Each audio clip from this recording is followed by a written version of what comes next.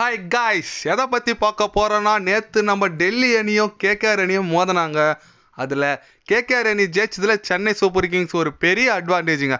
அது என்ன ஏதுன்னு வீடியோ டீட்டெயில்டாக பார்க்கலாம். அதை பற்றி நான் கொஞ்சம் லாஸ்ட்டில் சொல்கிறேன். அதுக்கு முன்னே நம்ம கேகேஆர் டெல்லி மேட்ச் பற்றி பார்த்துட்டு வந்துடலாங்க. நேற்று பார்த்தீங்கன்னா டெல்லி தான் டாஸ் வின் பண்ணாங்க. வழக்கமாக எல்லா அணியும் போலிங் தான் எடுப்பாங்க. என்ன ஒரு வித்தியாசமாக தெரியல, ரிஷப் வந்து பேட்டிங் இறங்கினாரு. ஆனால் அதுக்கேற்ற மாதிரி ஆடலைங்க. எல்லாருமே அவுட் ஆகிட்டாங்க. பிரித்திஷாவை இறக்குனாங்க. போன மேட்ச் ட்ராப் பண்ணி இந்த மேட்ச் இறக்குனாரு, அவரும் அவுட் ஆகிட்டாரு. யாருமே சொல்கிற அளவுக்கு ஆடல. ரிஷப் வந்து ஒரு 25 ரன் அடித்தார்.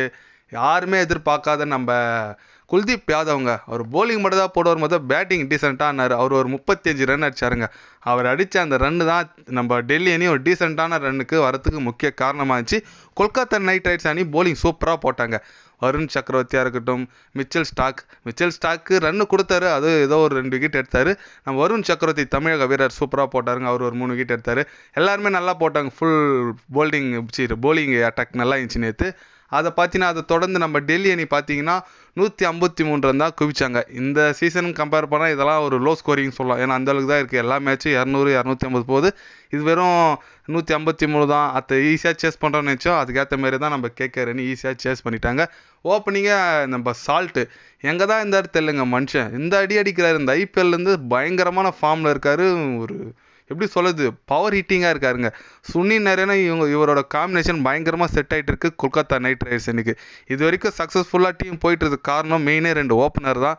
நல்லா ஆடினாருங்க. மேட்ச் பை ஆடிட்டு இருக்காரு. அதிரடி ஆடுறாரு. 68 ரன் அடிச்சாருங்க நம்ம சால்ட்டு. சூப்பராக ஆடினார். சுனில் நரேன் அடிப்பார்னு எதிர்பார்த்தோம், அவர் அவுட் ஆகிட்டார். மற்றபடி நான் லாஸ்ட்டாக வந்து நம்ம வெங்கடேஷ் ஐயரும் ஸ்டேஸ் ஐயர் நின்று மேட்ச் முடிச்சிட்டாங்க. டீசெண்டாக மேட்ச் முடிச்சு வெற்றி பெற்றாங்க கேகேஆர் அணி.